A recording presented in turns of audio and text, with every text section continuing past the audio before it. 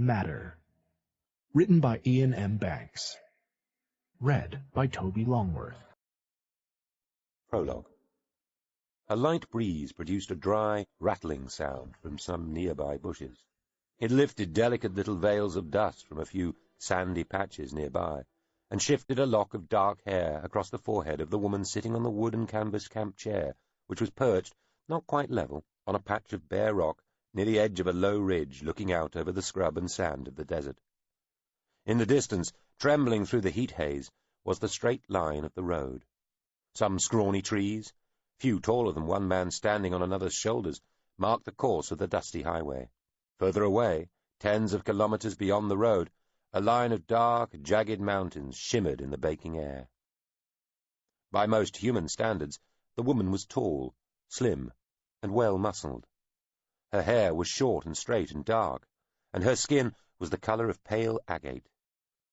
There was nobody of her specific kind within several thousand light-years of where she sat, though if there had been, they might have said that she was somewhere between being a young woman and one at the very start of middle age. They would, however, have thought she looked somewhat short and bulky. She was dressed in a pair of wide, loose-fitting pants and a thin, cool-looking jacket, both the same shade as the sand. She wore a wide black hat to shade her from the late morning sun, which showed as a harsh white point high in the cloudless, pale-green sky. She raised a pair of very old and worn-looking binoculars to her night-dark eyes, and looked out towards the point where the desert road met the horizon to the west. There was a folding table to her right, holding a glass and a bottle of chilled water. A small backpack lay underneath. She reached out with her free hand and lifted the glass from the table, sipping at the water, while still looking through the ancient field glasses. "They're about an hour away," said the machine floating to her left. The machine looked like a scruffy metal suitcase. It moved a little in the air, rotating and tipping as though looking up at the seated woman. "And anyway," it continued, "you won't see much at all with those museum pieces." She put the glass down on the table again and lowered the binoculars. "They were my father's," she said. "Really?" The drone made a sound that might have been a sigh. A scream flicked into existence a couple of meters in front of the woman, filling half her field of view. It showed, from a point 100 meters above and in front of its leading edge, an army of men, some mounted, most on foot, marching along another section of the desert highway, all raising dust which piled into the air and drifted slowly away to the southeast. Sunlight glittered off the edges of raised spears and pikes. Banners, flags, and pennants swayed above. The army filled the road for a couple of kilometers behind the mounted men at its head.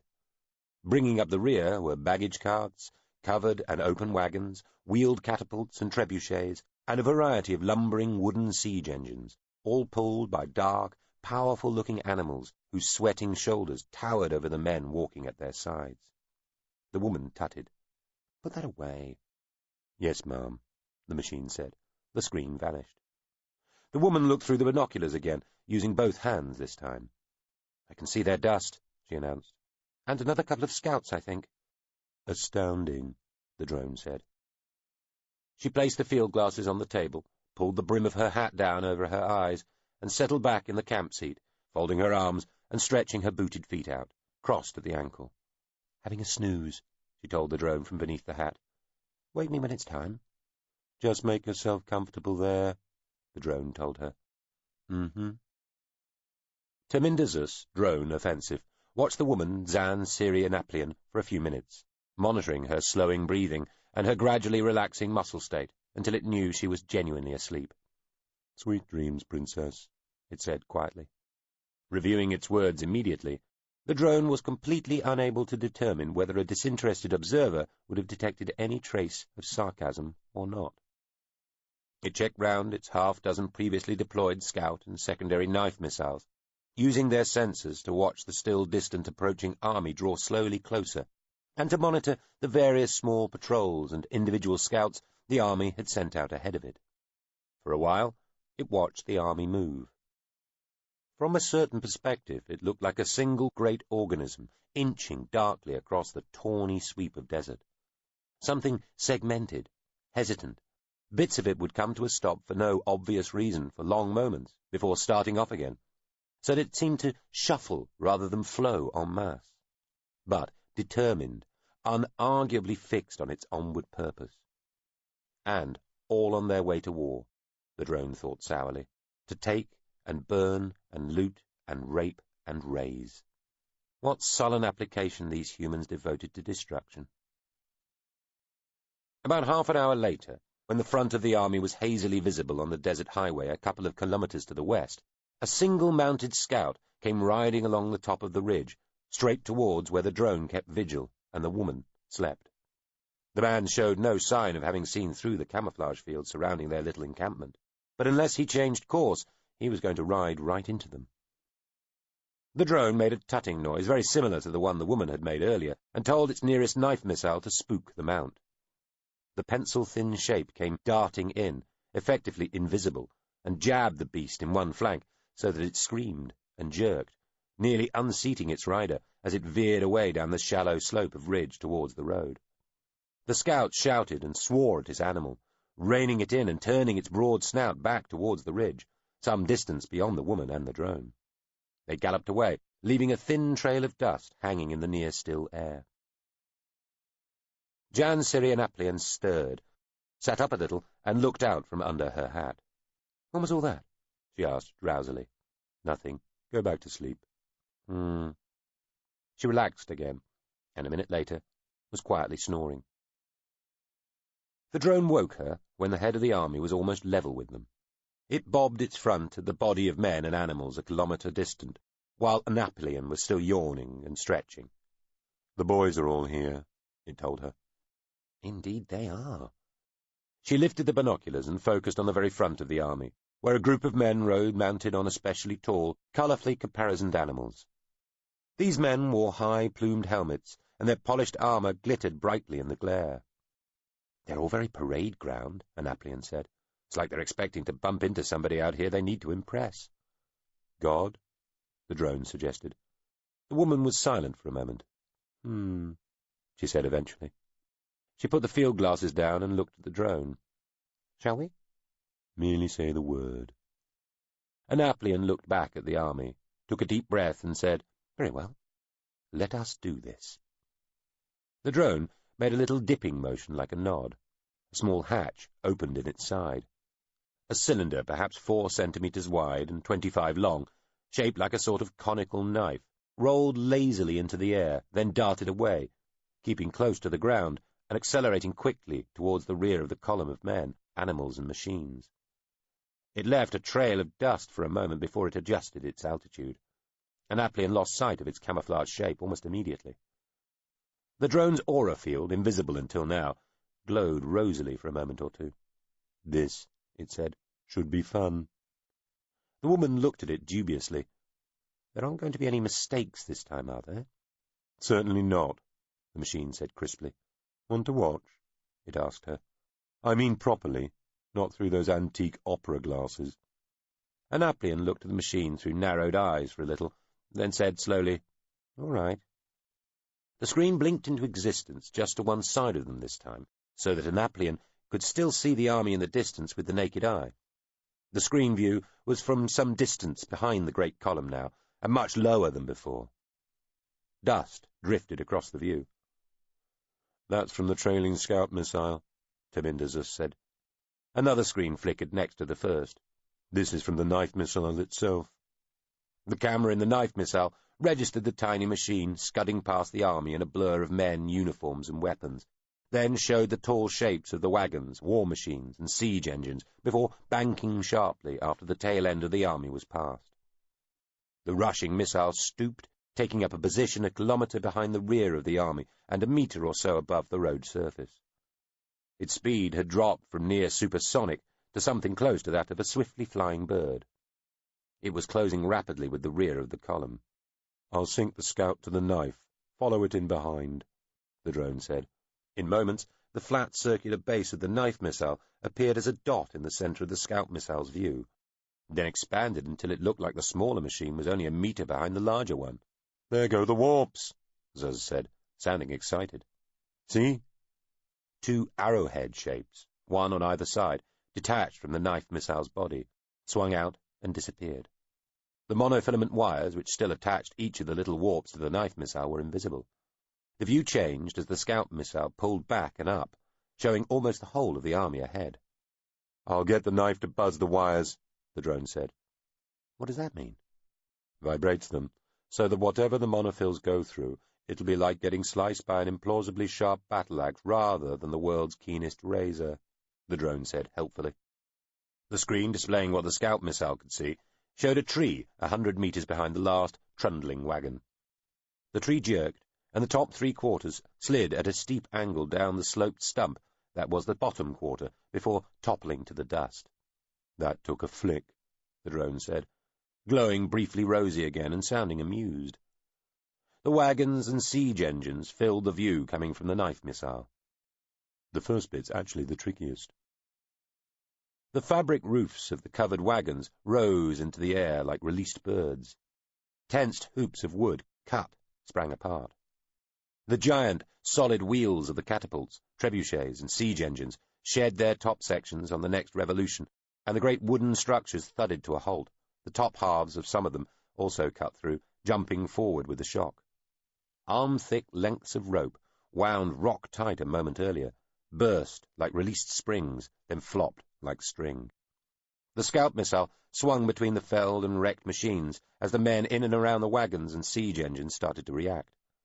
The knife missile powered onwards, towards the foot soldiers immediately ahead. It plunged into the mass of spears, pikes, pennant poles, banners and flags, scything through them in a welter of sliced wood, falling blades, and flapping fabric. Annaplian caught glimpses of a couple of men slashed or skewered by falling pike heads. "Bound to be a few casualties," the drone muttered. "Bound to be," the woman said. The knife missile was catching glimpses of confused faces as men heard the shouts of those behind them and turned to look. The missile was a half-second away from the rear of the mass of mounted men and roughly level with their necks when the drone sent, "Are you sure we can't?" "Positive," Annaplian replied, inserting a sigh into what was an entirely non-verbal exchange. "Just stick to the plan." The tiny machine nudged up a half-meter or so and tore above the mounted men, catching their plumed helmets and chopping the gaudy decorations off like a harvest of motley stalks. It leapt over the head of the column, leaving consternation and fluttering plumage in its wake. Then it zoomed, heading skywards. The following scout missile registered the monophil warps clicking back into place in the knife missile's body before it swiveled, rose, and slowed, to look back at the whole army again. It was, Annaplian thought, a scene of entirely satisfactory chaos, outrage, and confusion. She smiled. This was an event of such rarity that Taminder Zus recorded the moment. The screens hanging in the air disappeared. The knife missile reappeared and swung into the offered hatchway in the side of the drone. Annaplian looked out over the plain to the road and the halted army. "Many casualties?" she asked, smile disappearing. 16 or so, the drone told her. "About half will likely prove fatal, in time." She nodded, still watching the distant column of men and machines. "Oh, well." "Indeed," Taminder Zus agreed. The scout missile floated up to the drone and also entered via a side panel. "Still," the drone said, sounding weary, "we should have done more." "Should we?" "Yes. You ought to have let me do a proper decapitation." "No," Annaplian said. "Just the nobles," the drone said. "The guys right at the front. The ones who came up with their spiffing war plans in the first place." "No," the woman said again, rising from her seat and, turning, folding it. She held it in one hand. With the other she lifted the old pair of binoculars from the table. "Module coming?" "Overhead," the drone told her. It moved round her and picked up the camp table, placing the glass and water bottle inside the backpack beneath. "Just the two nasty dukes? And the king?" Annaplian held onto her hat as she looked straight up, squinting briefly in the sunlight until her eyes adjusted. "No. This is not, I trust, some kind of transferred familial sentimentality," the drone said with half-pretended distaste. "No," the woman said, watching the shape of the module ripple in the air a few meters away. Taminder Zus moved towards the module as its rear doors hinged open. "And are you going to stop saying no to me all the time?" Annaplian looked at it, expressionless. "Never mind," the drone said, sighing. Bob nodded towards the open module door. "After you." The Expeditionary. Chapter 1. Factory.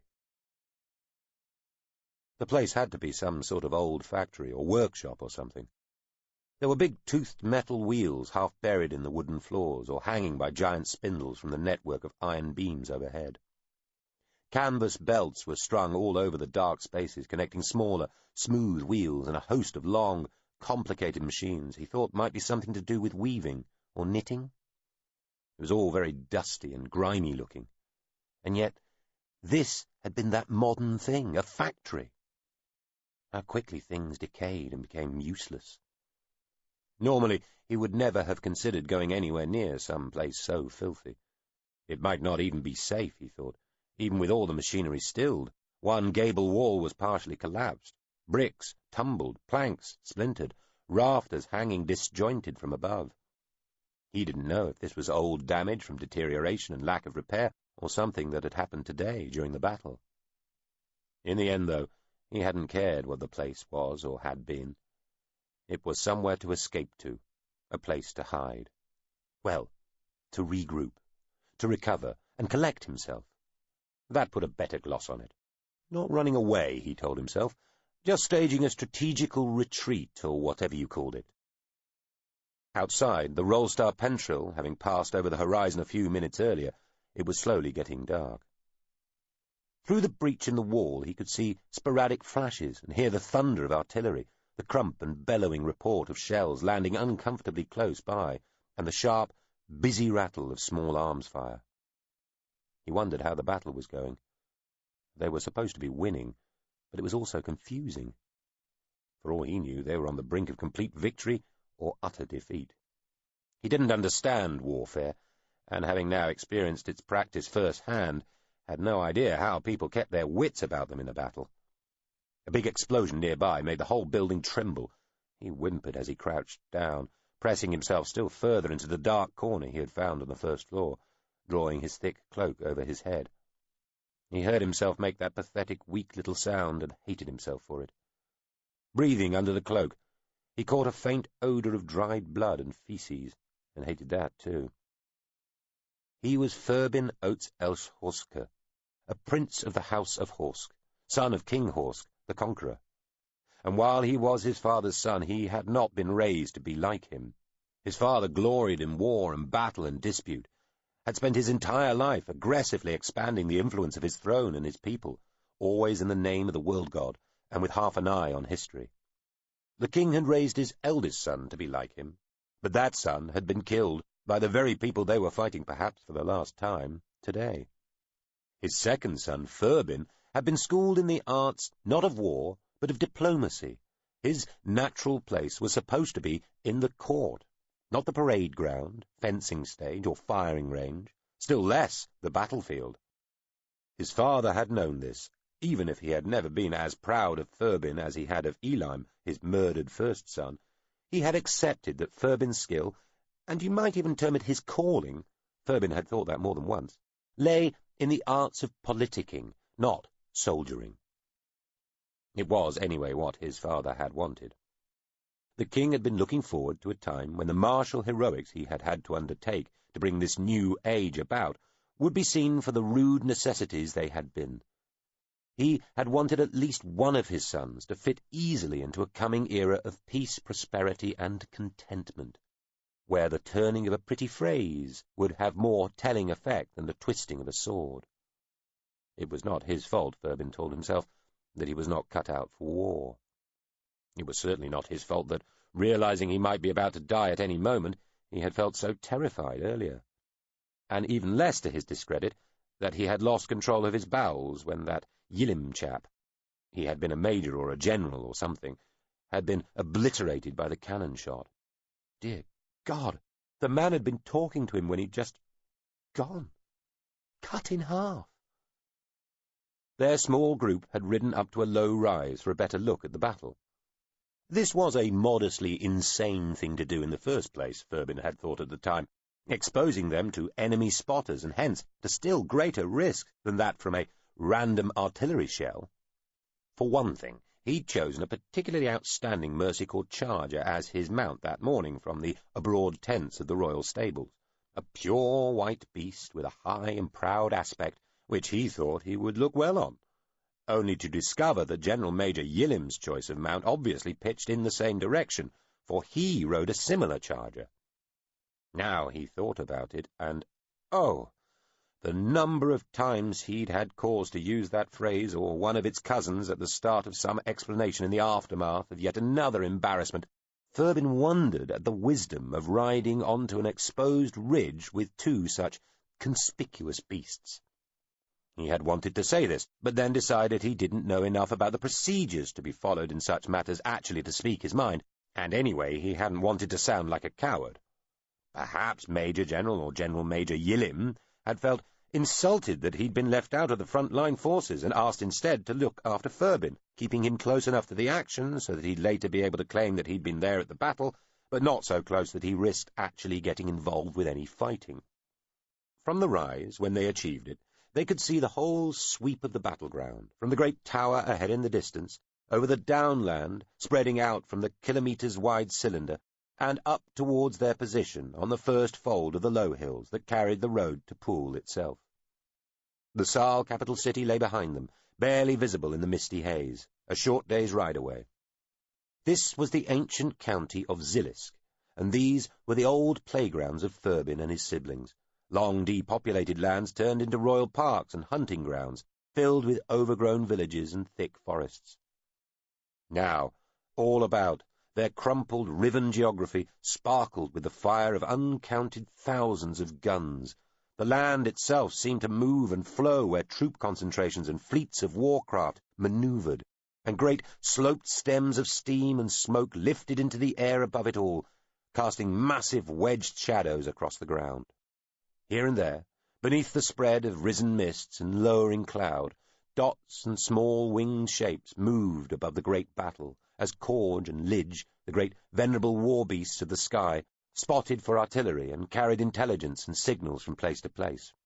None seemed mobbed by clouds of lesser avians, so most likely they were all friendly. Poor fare compared to the days of old, though, when flocks, squadrons, whole clouds of the great beasts had contended in the battles of the ancients.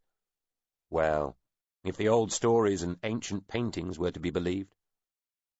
Furbin suspected they were exaggerated, and his younger half-brother Orriman, who claimed to study such matters, had said, well, of course they were exaggerated, though, being Orriman, only after shaking his head at Furbin's ignorance. Shubris Hulse, his servant, had been to his left on the ridge, digging into a saddlebag and muttering about requiring some fresh supplies from the nearest village behind them. Major, or General, Yillim, had been on his right, holding forth about the coming campaign on the next level down, taking the fight to their enemies in their own domain. Furbin had ignored his servant and turned to Yillim out of politeness. Then, mid-word, with a sort of tearing rush of sound, the elderly officer, portly, a little flushed of face, and inclined to wheeze when laughing, was gone. Just gone. His legs and lower torso still sat in the saddle, but the rest of him was all ripped about and scattered. Half of him seemed to have thrown itself over Furbin, covering him in blood and greasily unknowable bits of body parts. Furbin had stared at the remains still sitting in the saddle as he wiped some of the gore off his face, gagging with the stink and the warm, steaming feel of it. His lunch had left his belly and mouth like something was pursuing it. He'd coughed, then wiped his face with a gore-slicked hand. "Fucking hell!" he heard Shubris Hulse say, voice breaking. Yillim's mount, the tall, pale Mercicord charger, which Yillim had spoken to more kindly than to any of his men, as though suddenly realizing what had just happened, screamed, reared, and fled, dumping what was left of the man's body onto the torn-up ground. Another shell, or ball, or whatever these ghastly things were, landed nearby, felling another two of their group in a shrieking tangle of men and animals.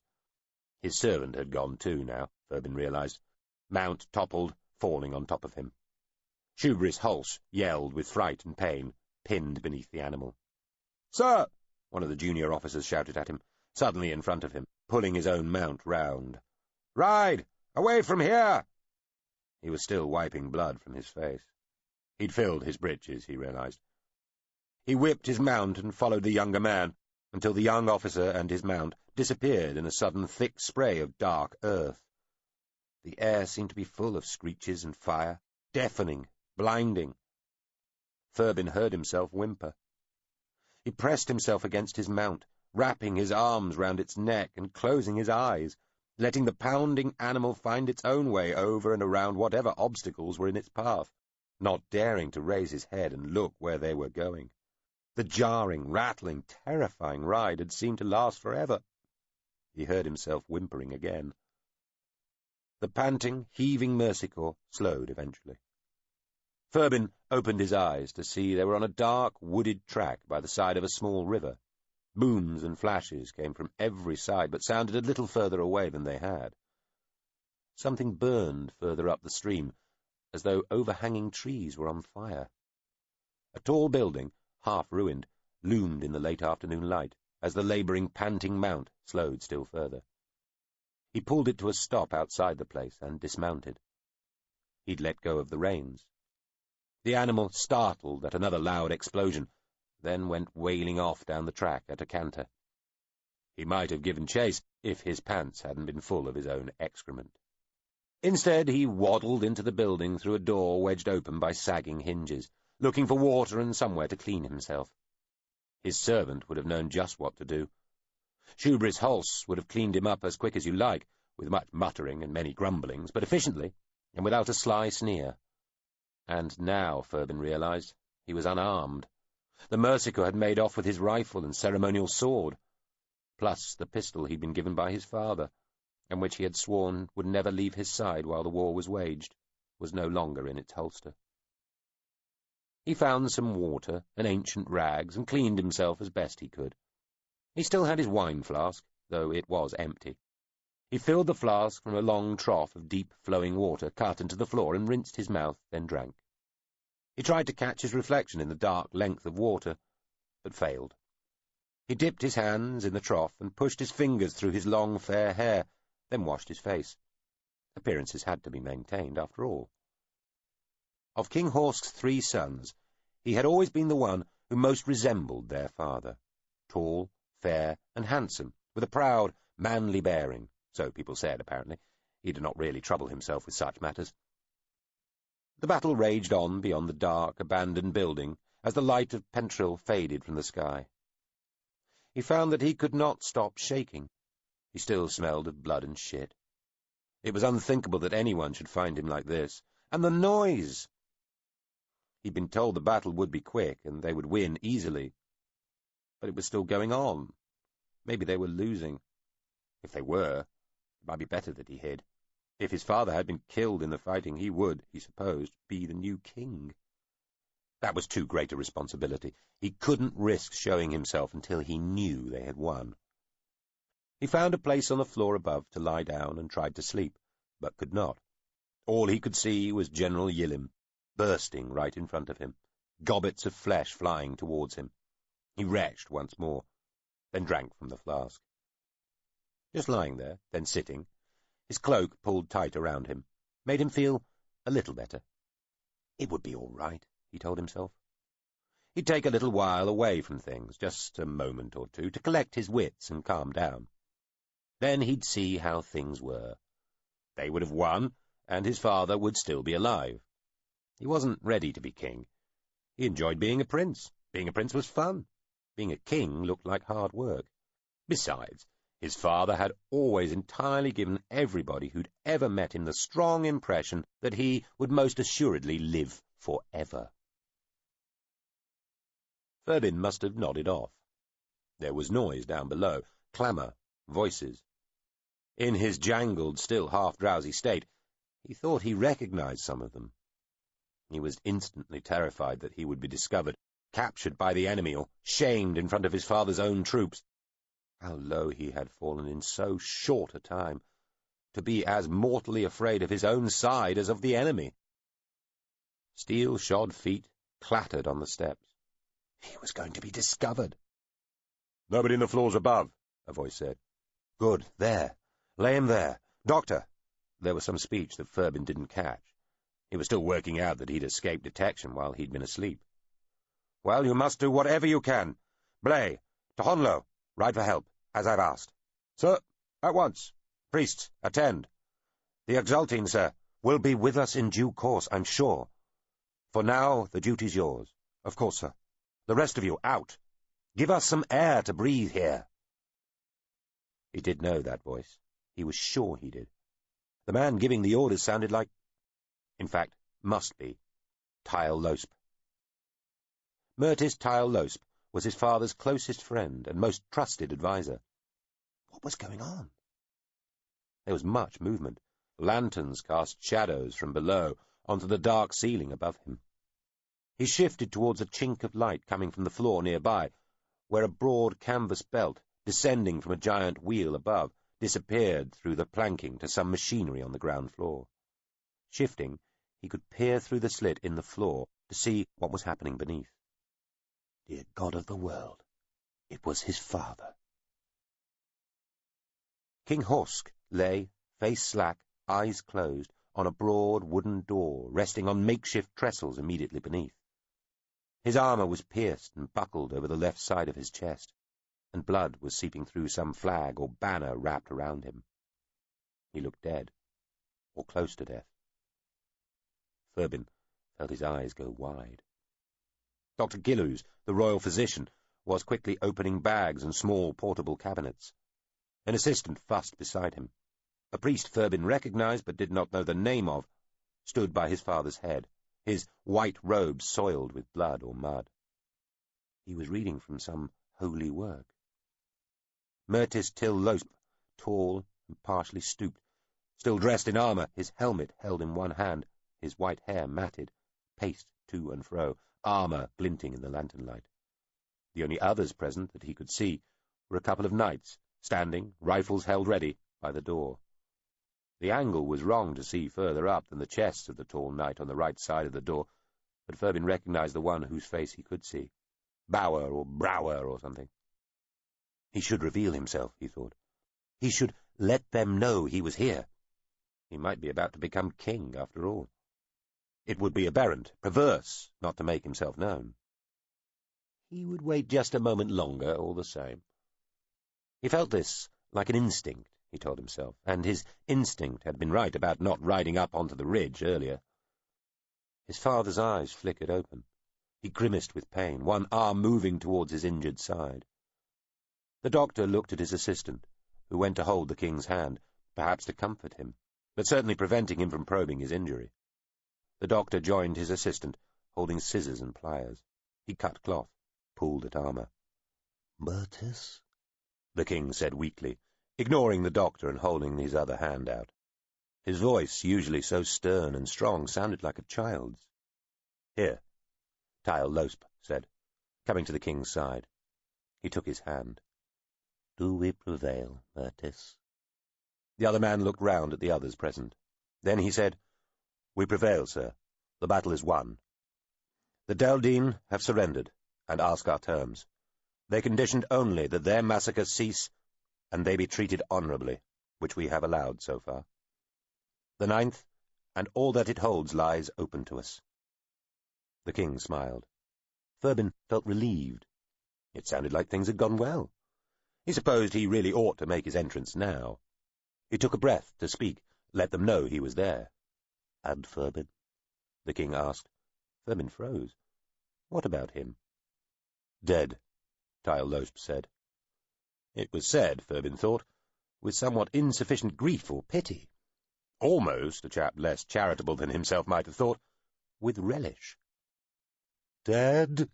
his father wailed, and Thurbin felt his eyes moisten. Now he needed to let his father know that his eldest surviving son still lived, whether he smelt of shit or not. "Yes," Tyle Losp said, leaning over the king. The vain, silly, spoiled little brat was blown to bits on Cherine Ridge some time after midday. A sad loss to his tailors, jewellers, and creditors, I dare say. As to anyone of consequence, well— The king made a spluttering noise, then said, "Losp, what are you—" "We are all of one mind here, are we not?" Tyle Losp said smoothly, ignoring the king, ignoring the king, and looking round everybody present. A chorus of low, muttered voices gave what must have been assent. "Not you, priest, but no matter," Losp told the holy man. "Continue with the reading, if you would." The priest did as he was instructed, eyes now wide. The doctor's assistant stared at the king, then glanced at the doctor, who was looking back at him. "Losp!" the king cried, something of his old authority back in his voice. "What do you mean by this insult? And to my dead child? What monstrosity of—" "Oh, do be quiet." Losp laid his helmet at his feet and leaned further forward, putting his knuckles to his cheeks and resting his mailed elbows on the king's armoured chest. An act of such unprecedented disrespect that Furbin found it almost more shocking than anything he'd heard. The king winced, breath wheezing out of him. Furbin thought he heard something bubbling. The doctor had finished exposing the wound in the king's side. "I mean the cowardly little cunt is dead, you old cretin," Losp said, addressing his only lord and master as though he was a beggar. "And if by some miracle he's not, he soon will be. The younger boy I think I'll keep alive for now, in my capacity as regent. Though, I'm afraid, poor, quiet, studious little Ormen may not live to the point of accession. They say the boy's interested in mathematics. I am not, save like yourself for its trajectorial role in the fall of shot. However, I'd compute his chances of seeing his next birthday, and hence majority, grow less substantial the closer the event creeps." "What?" the king gasped, labouring. "Losp! Losp! For all pity!" "No," Losp said, leaning more heavily on the blood-bright curve of armour, causing the king to moan. "No pity, my dear, dim old warrior. You've done your bit. You've won your war. That's monument and epitaph enough, and your time is past. But no pity, sir, no. I shall order all the prisoners of today killed with the utmost dispatch, and the 9th invaded with every possible severity, so that gutters, rivers, heavens, water wheels too, for all I care, run with blood. And the shrieking will, I dare say, be terrible to hear. All in your name, brave prince, for vengeance. For your idiot sons, too, if you like." Losp put his face very close to that of the king and shouted at him. "The game is over, my old stump. It was always greater than you knew." He pushed himself back off the king's chest, making the prone man cry out again. Losp nodded at the doctor, who, visibly gulping, reached out with some metal instrument, plunging it into the wound in the king's side, making him shudder and scream. "You traitors! You treacherous bastards!" the king wept, as the doctor took a step back, instrument dripping blood, face grey. "Will no one help me? Bastards all! You murder your king!" Losp shook his head, staring first at the writhing king, then at the doctor. "You ply your given trade too well, medic." He moved round to the other side of the king, who flailed weakly at him. As Losp passed, the priest stuck out a hand, clutching at the nobleman's sleeve. Losp looked calmly down at the hand on his forearm. The priest said hoarsely, "Sir, this is too much. It's wrong." Losp looked at his eyes, then back at his clutching hand, until the priest released him. "You stray your brief, mumbler," Losp told him. "Get back to your words." The priest swallowed, then lowered his gaze to the book again. His lips began to move once more, though no sound issued from his mouth. Losp moved round the broken door, shoving the doctor back, until he stood by the king's other flank. He crouched a little, inspecting. "A mortal wound indeed, my lord," he said, shaking his head. "You should have accepted the magic potions our friend Hurlis offered." "I would have." He plunged one hand into the king's side, arm disappearing almost to the elbow. The king shrieked. "Why?" Losp said. Here's the very heart of it." He grunted, twisting and pulling inside the man's chest. The king gave one final scream, arched his back, and then collapsed. The body jerked a few more times, and some sound came from his lips, but nothing intelligible. And soon they too were still. Furbin stared down. He felt frozen, immobilized, like something trapped in ice or baked to solidity. Nothing he had seen or heard or ever known had prepared him for this. Nothing. There was a sharp crack. The priest fell like a sack of rocks. Tyle Losp lowered his pistol. The hand holding it dripped blood. The doctor cleared his throat, stepped away from his assistant. The boy, too," he told Tyle Losp, looking away from the lad. He shook his head and shrugged. "He worked for the king's people as well as us, I'm sure." "Master, the youth had time to say before Tyle Losp shot him as well, in the belly first, folding him, then in the head. The doctor looked quite convinced that Tyle Losp was about to shoot him too, but Tyle Losp merely smiled at him and then at the two knights at the door.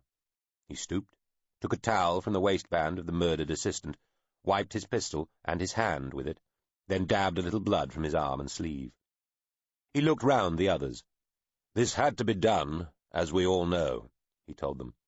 He looked distastefully at the body of the king, as a surgeon might at a patient who has had the temerity to die on him. "Kings are usually the first to talk, and at some length, of overarching destiny and the necessity of fulfilling greater purposes," he said, still wiping and dabbing. "So let's take all that billowy rhetoric as heard, shall we? We are left with this: the king died of his wounds, most honourably incurred, but not before swearing bloody vengeance on his enemies. The prancing prince is dead, and the younger one is in my charge. These two here fell prey to a sniper, and we'll burn down this old place, just for good measure. Now, come. All our fine prizes await." He threw the blooded towel down on the face of the felled assistant, and then said with an encouraging smile, "I believe we are concluded here." Chapter 2. Palace. Orriman was in a round room in the shade wing of the royal palace in Poole when they came to tell him that his father and his elder brother were dead, and he would, in time, be king. He had always liked this room because its walls described an almost perfect circle, and if you stood at its very centre, you could hear your own voice reflected back at you from the chamber's circumference in a most singular and interesting fashion. He looked up from his papers at the breathless Earl who'd burst into the room and broken the news.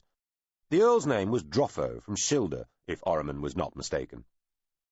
Meanwhile, a couple of the palace servants piled into the room behind the nobleman, also breathing hard and looking flushed. Orriman sat back in his seat. He noticed it was dark outside. A servant must have lit the room's lamps. "Dead?" he said. "Both of them? Are you sure?" "If all reports are to be believed, sir. From the army command and from Tyle Losp himself, the king's body is returning on a gun carriage, sir," Droffo told him. "Sir, I'm sorry. It said poor Furbin was cut in half by a shell. I'm so sorry, sir. Sorry beyond words. They are gone." Orriman nodded thoughtfully. "But I'm not king." The Earl, who to Orriman looked dressed half for court and half for war, looked confused for a moment. "No, sir. Not until your next birthday. Tyle Losp will rule in your name, as I understand it." "I see." Orriman took a couple of deep breaths. Well, now, he had not prepared himself for this eventuality. He wasn't sure what to think. He looked at Droffo. "What am I supposed to do? What is my duty?" This, too, seemed to flummox the good Earl, just for an instant. "Sir," he said, "you might ride out to meet the king's bier." Orriman nodded. "I might indeed." "It is safe, sir. The battle is won." "Yes," Orriman said. "Of course." He rose and looked beyond Droffo to one of the servants. "Puisil, the steam car, if you would." "Take a little while to get steam up," Puisil said. "Sir?" "Then don't delay," Ormond told him reasonably. The servant turned to go just as Fanthill, the palace secretary, appeared. "A moment," Fanthill told the servant, causing Puisil to hesitate, his gaze flicking between the young prince and the elderly palace secretary. "A charger might be the better choice, sir," Fanthill told Ormond. He smiled and bowed to Droffo, who nodded back at the older man. Fanthill was balding, and his face was heavily lined, but he was still tall and carried his thin frame proudly. "You think?" Ormond said. "The car will be quicker, surely." "The mount would be more immediate, sir," Fanthill said. "And more fitting. One is more public on a mount. The people will need to see you." "One could stand up in the back of my father's steam car," Ormond considered saying. But he saw the sense in what was being proposed. "Also," Fanthill continued, seeing the prince hesitate and deciding to press, "the road may be crowded. A mount will slip through spaces." "Yes, of course," Ormond said. "Very well. Puisil, if you would." "Sir." The servant left. Ormond sighed and boxed his papers. His day had largely been taken up with working on a novel form of musical notation. He had been kept, with the rest of the household, in the cellars of the palace during the early morning, when the Deldine had first been expected to break out from the nearby tower, in case things went badly and they had to flee through subterranean tunnels to a fleet of steam vehicles waiting ready in the city's lower reaches. But then they had been allowed out when, as expected, the enemy had been met with such prepared force that they had soon ceased to be a threat to the city, and their attention became focused instead on their own survival. Mid-morning, he'd been persuaded to climb to a balustraded roof with Shere Rakas, his tutor, to look out over the stepped palace grounds and the higher reaches of the hilltop city towards the Sileskine Tower and the battleground that, Telegraph reports now stated, stretched almost all around it. But there had been little to see. Even the sky had appeared entirely devoid of action. The great battle flocks of Cord and Laig that had filled the ancient airs and made the battles of yesteryear seem so romantic were largely gone now, consigned, reduced to scout patrols, messengering, artillery spotting, and raids that were little better than brigandry. Here on the 8th, such flying war beasts were widely held to have no significant part to play in modern ground battles, largely due to the machinery and accompanying tactics King Husk himself had introduced. There had been rumours that the Deldine had steam-powered flying machines, but if those had been present today they must have been in small numbers or had little obvious effect. Ormond had been mildly disappointed, though he thought the better of saying so to his old tutor, who was as patriotic, race-conscious, and world-godly as any might wish. They came down from the roof for what was supposed to be lessons. Shere Rakas was nearing retirement, but had anyway realized during the last short year that he had little to teach Ormond now, unless it was by rote straight out of a book. These days, the prince preferred to use the palace library unmediated, though he still listened to the old scholar's advice, not entirely out of sentimentality.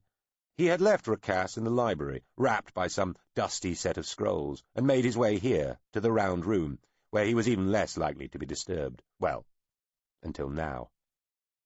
"Ormond!" Rennequay ran in, darting past Droffo and Fanthill and flinging herself at his feet in a derangement of torn clothing. "I just heard. It can't be true." Rennequay, the Lady Silb, hooked her arms round his feet, hugging tight. She looked up, her young face livid with tears and grief, brown hair spilling. "Say it's not, please. Not both. Not the king and Furbin too. Not both. Not both. For anything, not both." Ormond leant down gently and pulled her up until she knelt before him, her eyes wide, her brows pulled in, her jaw working.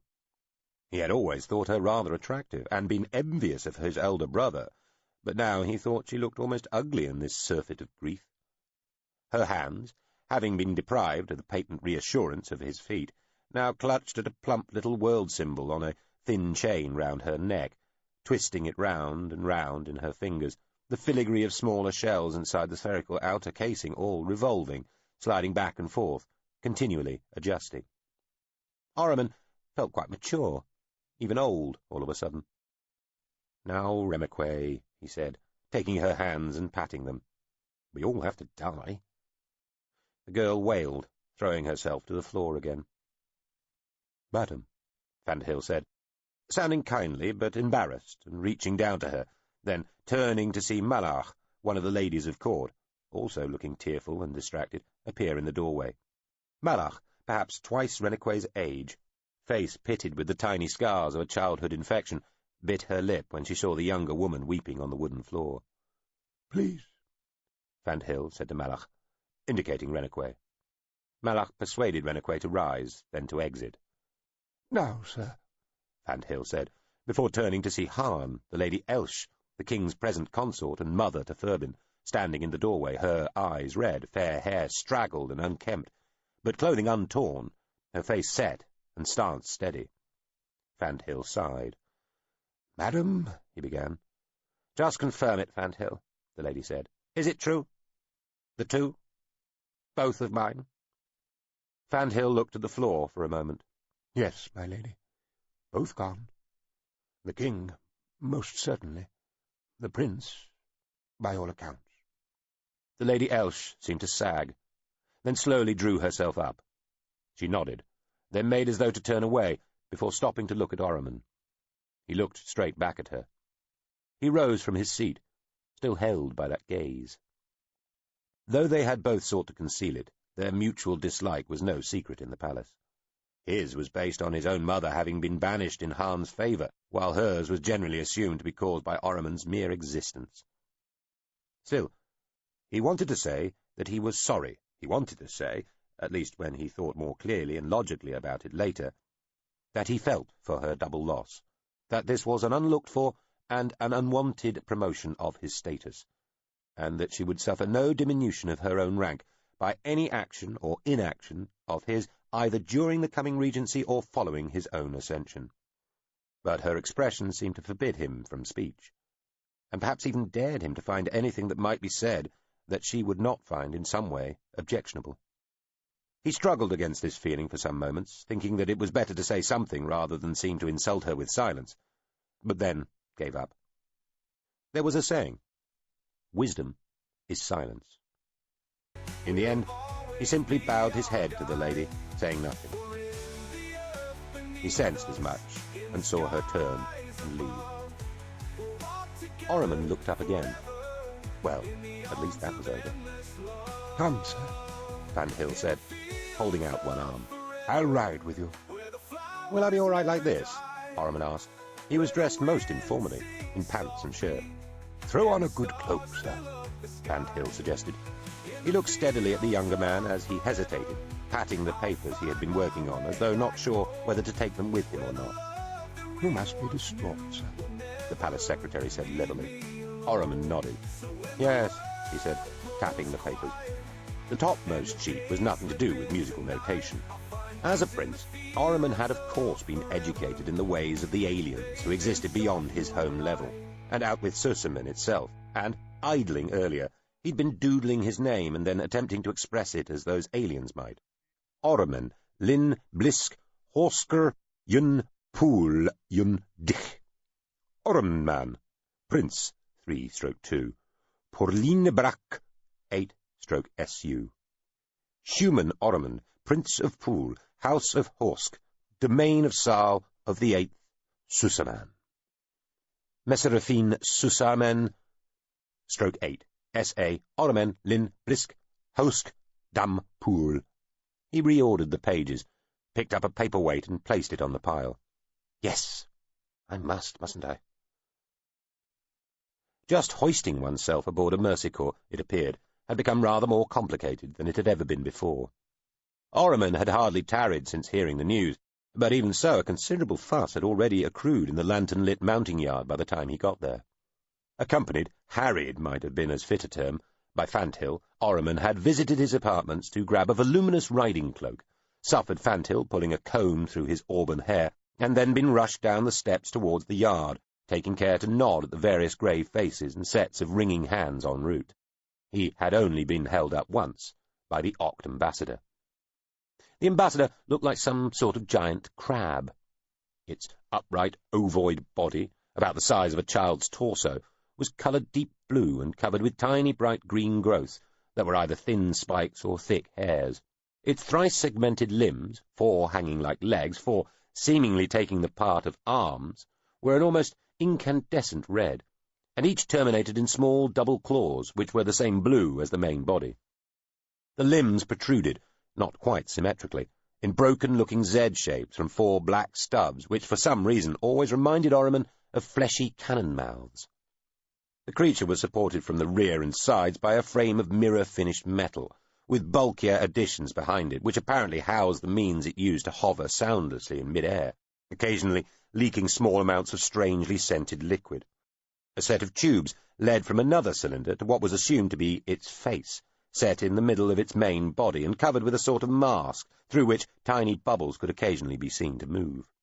Its whole body glistened, and when you looked very closely, and Orriman had, you could see that a very thin membrane of liquid seemed to enclose every part of it, with the possible exception of its little green hairs and the blue claws. The Oct diplomatic mission was housed in an old ballroom in the palace's sun wing, and was apparently completely full of water. The ambassador and 2 escorting Oct, one slightly smaller and one a little larger than it, floated over the corridor tiles towards Orriman and Fanthill as they reached the final turn in the stairs. Fanthill stopped when he saw the creatures. Orriman thought better of not doing likewise. He heard the palace secretary sigh. "Orriman, man, Prince," Ambassador Qui to Paul said. Its voice was that of dry leaves rustling, or a small fire starting in tinder. "That who gave that you might be given unto life is no more, as our ancestors, the blessed involucra, who are no more, to us are. Grief is to be experienced, thereto related emotions and much. I am unable to share being. Nevertheless, and forbearance I commend unto you, one assumes, likely to assumption takes place. Fruitions, energy transfers like inheritance, and so we share. You, we, as though in the way of pressure, in subtle conduits, we do not map well." Orriman stared at the thing, wondering what he was supposed to make of this apparent nonsense. In his experience, the ambassador's tangential utterances could be made to represent some sort of twisted sense if you thought about them long enough, preferably after writing them down, but he didn't really have the time just now. "Thank you for your kind words," he blurted, nodding and backing towards the stairs. The ambassador drew back a fraction, leaving a tiny pool of moisture glistening on the tiles. "Keep you. Go to that which you go to. Take that which I would give you, knowing of a likeness. Oct, inheritors, descend from Vale, inherit. You, inherit, also, is pity." "With your leave, sir," Fanthill said to the ambassador. Then he and Orriman bowed, turned, and went clattering down the last flight of stairs towards ground level. The fuss in the mounting yard mostly involved a whole blaring coven of dukes, earls, and knights, disputing loudly over who ought to ride with the Prince Regent on the short journey he was about to make to meet the body of the returning king. Orriman hung back in the shadows, arms folded, waiting for his mount to be brought before him. He stepped backwards into a pile of dung near the yard's tall rear wall, and tutted, shaking some of the shit from his boot and attempting to scrape off the rest on the wall. The dung pile was still steaming. He wondered if he could tell what sort of animal had left the turd from its appearance and consistency. Probably, he imagined. He looked straight up at the sky. There, still visible over the lanterns illuminating the mounting yard from the ensquaring walls, a dull red line marked the cooling course incised by the Rollstar Petrel, many hours set and many days away from returning. He looked to the near pole, where Domity would rise next, but this was a relatively long night, and even the Rollstar's forelight was still some hours away. He thought he could see just a suggestion of the Keen Yin Tower, stretching into the darkness above. The lower extent of the Ziliskeen, though nearer, was hidden by a tall tower of the palace, but he was not sure. Ziliskeen, or 213 Tower 52. That was the name their mentors, the Oct, would give it. He supposed he ought to prefer Ziliskeen. He returned his attention to the yard. So many nobles. He had assumed they'd all be out fighting the Deldine. But then, his father had long since drawn a firm distinction between those nobles who brought grace and emollients to a court, and those who were capable of successfully fighting a modern war.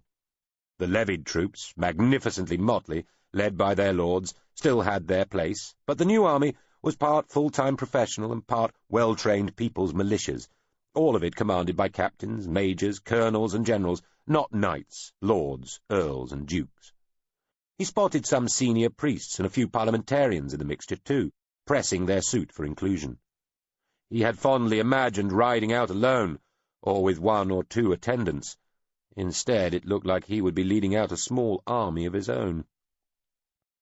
Ormond had been advised not to have anything to do with the battle taking place out over the plains that day, and anyway had no real interest in it, given that they had all been most severely assured it was quite certain to go their way by Werriber, one of his father's most forbidding generals, just the night before. It was a pity, in a way.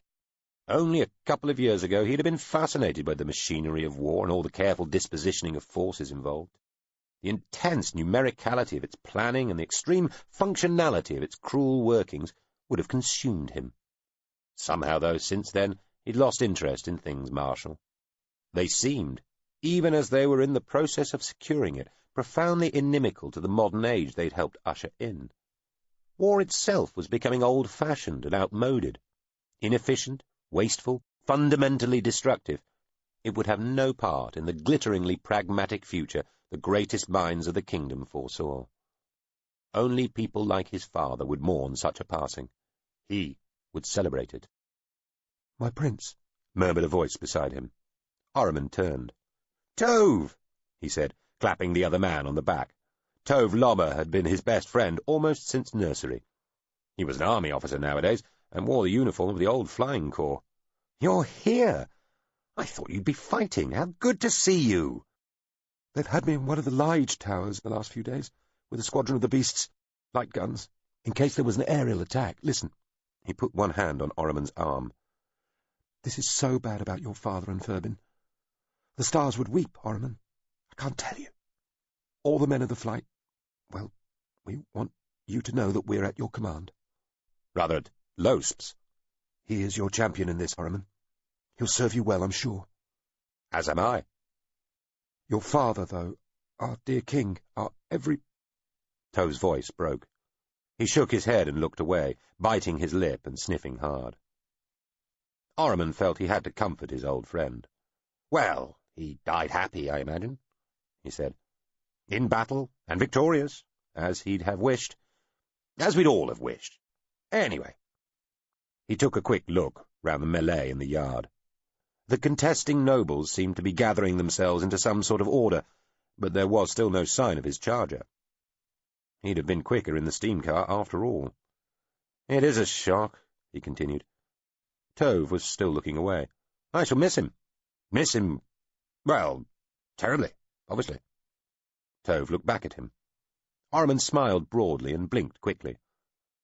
"Truth be told, I think I'm like a half-stunned beast, still walking around, but eyes crossed as wits. I fully expect to wake up at any moment. I'd do so now if it was in my power." When Tove looked back, his eyes were bright. "I've heard that when the troops learned their beloved king was dead, they fell upon their captives and killed every one." "I hope not," Ormond said. "That was not my father's policy." "They killed him, Ormond! Those beasts! Oh, I wish I'd been there too, to take my own revenge." "Well, neither of us were. We must hope what's been done in our name brings only honour." Tove nodded slowly, clutching Ormond's arm once more. "You must be strong, Ormond," he said. Ormond gazed at his old friend. Strong, indeed. This was quite the most vapid thing Tove had ever said to him. Death obviously had an odd effect on people. "So," Tove said, with a sly, tentative smile, "do we call you sire, or majesty, or something, yet?" "Not yet," Ormond began, then was led away by an earl and assisted to his mount by dukes.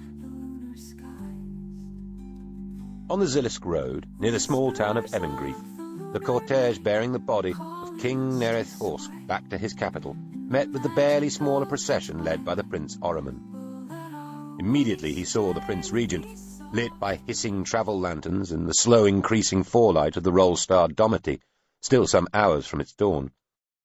Mertis Tile Losp, who all the world knew had been like a third hand to the king for almost all his life, dismounted, and, pulling himself with heavy steps to the prince's charger, went down on one knee on the muddied road, head bowed, so that his silvery hair, spiked and wild from the tearings of grief, and his distraught face, still dark with powder smoke and streaked by hot, unceasing tears, were level with the stirrup foot of the prince.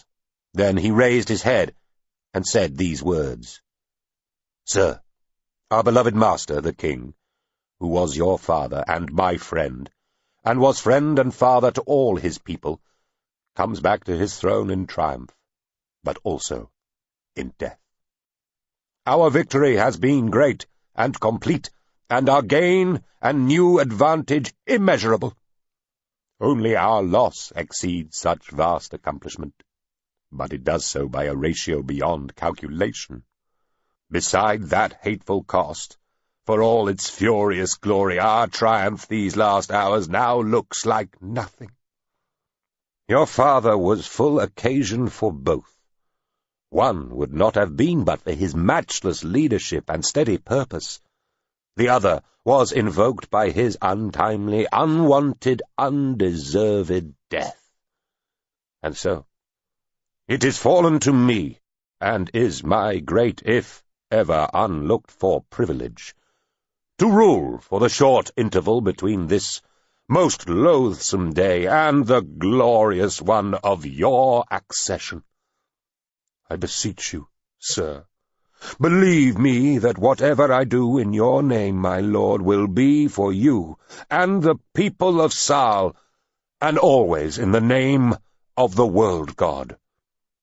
Your father would expect no less, and in this cause, so great to us, I might begin to start some small repayment of the honor he did me.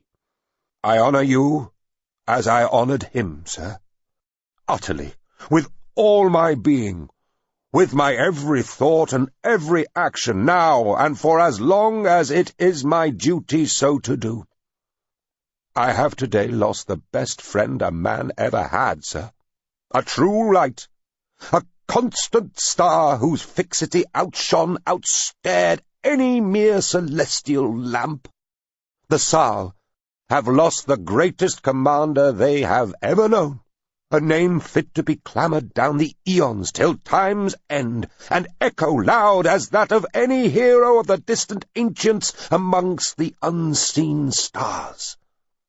We can never hope to be a tenth as great as he, but I take respite in only this: the truly great are strong beyond death itself, my lord, and, like the fading streak of light and heat a great star leaves behind it once its own true brilliance has been obscured, a legacy of power and wisdom remains, from which we may draw strength, by its focus magnifying our own small allotment of fortitude and will.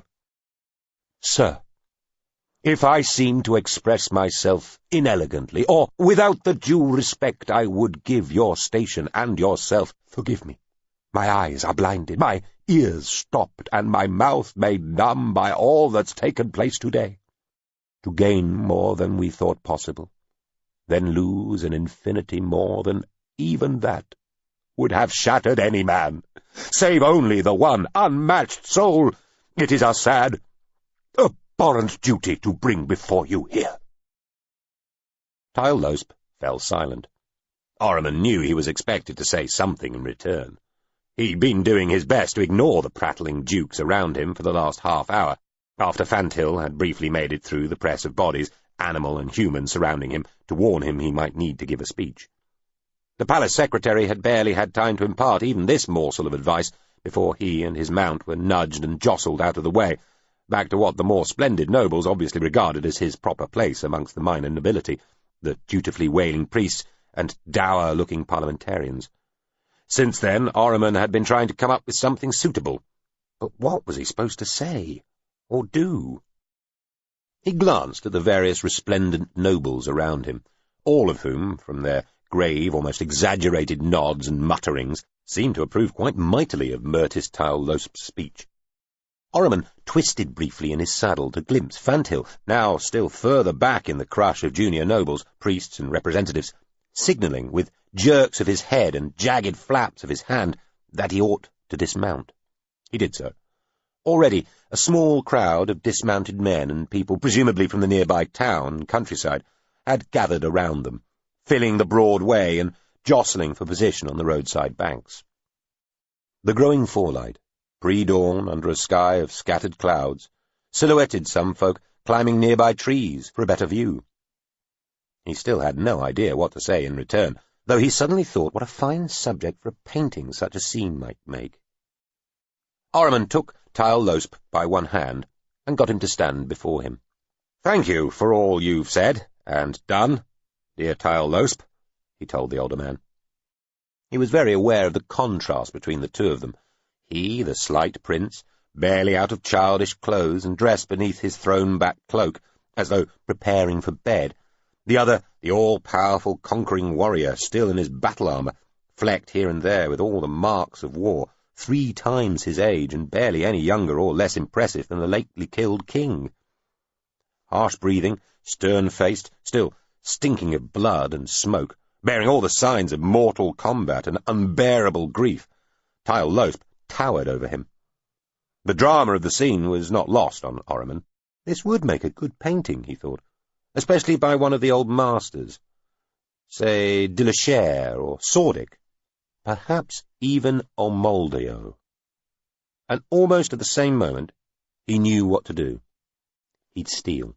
Not from a painting, of course, but from a play. There were enough old tragedies with like scenes and suitable speeches for him to welcome back a dozen dead dads and doughty combateers.